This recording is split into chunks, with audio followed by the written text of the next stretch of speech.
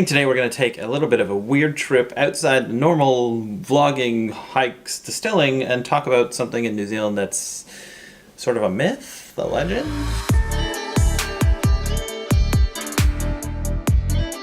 Today I'm going to talk about the South Island moose, and it's something that sort of Kiwis kind of roll their eyes at, and I'm happy to be wearing the right shirt for this today. That's a moose.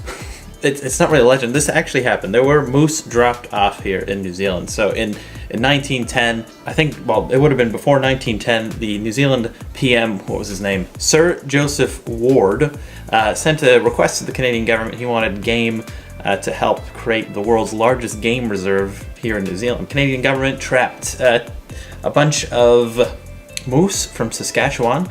A whole lot did die on the way here, I understand, but I don't really know a number. But they caught them all as infants. They raised them on bottled milk, and they put them in crates and put them on some boats and brought them down here to New Zealand, where they got on the steamship Hinamoa. It's a government steamship anyway. They dropped them off in the middle of the night at Supper Cove. What they did, they just dragged these crates off the boats. There were 6 females, 5 males, and they opened the crates. A lot of them were too scared. They were still like yearlings. They were not very big or anything. They don't know where they are. They've been on a boat for a couple months. A couple of them stayed in the crates.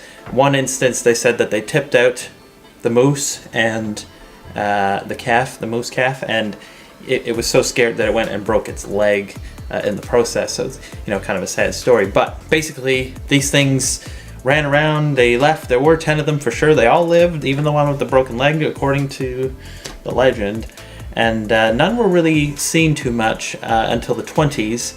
I know where somebody named Eddie Herrick, there was only ever 3 moose killed officially in New Zealand, and he killed 2 of them. The one that he had shot was missing a leg that they thought had been lost to an injury, and everyone thinks that is the same moose that broke its leg on the night they were dropped off in New Zealand. So Eddie Herrick has a lake and a creek named after him today. I think the lake now is known more as Moose Creek, but the creek is still bearing his name as Herrick Creek. Since then, they still didn't think there were many after that. It was in 1952 that the last official moose picture was taken, and since then, no one's been able to verify it. There have been evidence, like slight things of evidence that come up, like they found some antlers one time that they thought could be moose. In 2002, they found some hairs, and the DNA matched that of a moose, so they figured there has to still be something there. There's also a lot of evidence of vegetation being eaten higher, at a level higher in the trees than what a deer can eat, and it's also being eaten in a way that deer don't eat, but only a moose would eat, very, very vigorously and breaking and such and such. So there's a lot of stuff going on. There's a lot of people still looking for it. One guy named Ken Tustin, in 1995, he caught what he thinks is a moose on a time-lapse camera, but you can't really tell because of the poor quality of the time in the camera. Could it be? You don't really know, right? Fiordland, if you don't know, is a massive area in the south of New Zealand where it's just endless days where you would never see anybody or anything. It's just so densely forested. It rains like 200 days of the year at least, and it's not populated at all down there.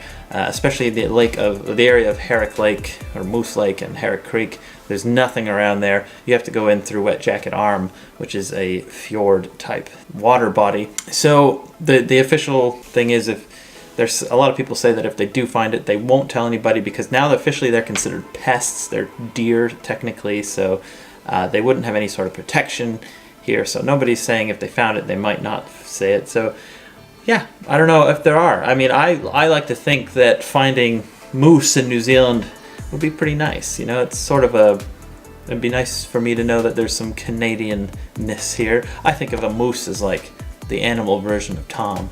Yeah, that's a pretty cool story. I don't know what you guys think, but there's a lot of hate out there for this story as well. Kiwis just kind of brush it off like it's a boogeyman type thing. It's not thought to be true at all. Nobody thinks there are moose here anymore. So let me know what you think. I'd love to hear. And let me know what you think of the legend. And thanks for watching, guys, and I will see you soon.